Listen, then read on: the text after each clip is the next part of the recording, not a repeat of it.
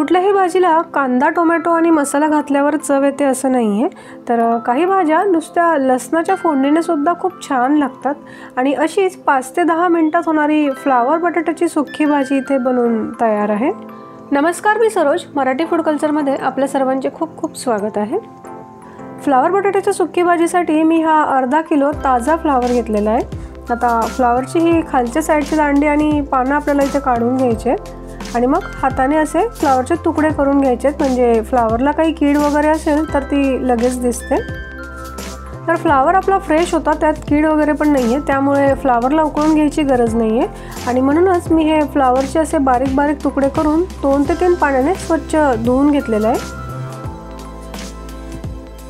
आणि या भाजीसाठी हे 2 बटाटे सोलून त्यांना मध्यम आकारात कट करून घ्यायचे अशा पद्धतीने। आणि मग बटाट्यातलं स्टार्च निघावं म्हणून 2 ते 3 वेळा बटाटे स्वच्छ धुवून घेतलेले आहेत। आता बघूयात पुढची प्रोसेस। तेल गरम झालेलं आहे भाजीसाठी। आता मोहरी घेऊयात 1 टीस्पून।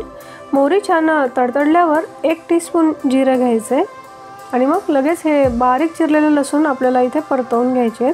लसूण मात्र आपल्याला इथे भरपूर घालायचे, त्यामुळे भाजीला खूप छान चव येते।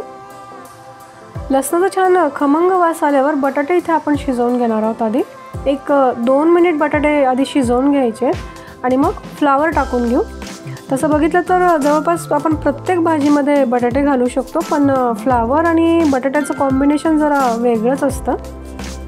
बटाटे फ्लावर छान परतून झालेत। आता आपण यात 1 टीस्पून हळद घालणार आहोत, मग 1 टीस्पून धने जिरे पावडर, त्यानंतर लाल तिखट घालणार आहोत 1/2 टेबलस्पून आणि मग थोडासा गरम मसाला आणि त्यानंतर मीठ घेऊ चवीनुसार। आता आपल्याला हे सगळं मिश्रण व्यवस्थित परतवून घ्यायचं आहे। टिफिनसाठी ना खूप छान ऑप्शन आहे या फ्लावर बटाट्याच्या भाजीचा। आता भाजी जरी सुकी करायची असेल तरी भाजी करपू नये आणि बटाटा फ्लावर मऊसर शिजावा म्हणून मी अर्धा कप गरम पाणी टाकून घेणार आहे। आणि पुन्हा परतवून झाल्यानंतर 2 ते 3 मिनिट पॅन कवर करून भाजी आपल्याला शिजवून घ्यायची आहे। तोपर्यंत तुम्ही अजून आपलं हे मराठी फूड कल्चर हे चॅनल सबस्क्राईब केलं नसेल तर नक्की सबस्क्राईब करा, म्हणजे तुम्हाला माझ्या प्रत्येक नवीन रेसिपींची नोटिफिकेशन सर्वात आधी मिळतील। फ्लावर आणि बटाटा आहे ना खूप गळलाही नाही पाहिजे आणि खूप कच्चाही नसला पाहिजे, आणि असंच परफेक्ट शिजलेलं आहे आपला फ्लावर आणि बटाटा। तर तयार आहे आपली कांदा टमाटर न घालता अगदी 5 ते 10 मिनिटात होणारी फ्लावर बटाट्याची सुक्की भाजी। तर रेसिपी आवडल्यास लाईक करा आणि चॅनलवर नवीन असाल तर नक्की सबस्क्राईब करा।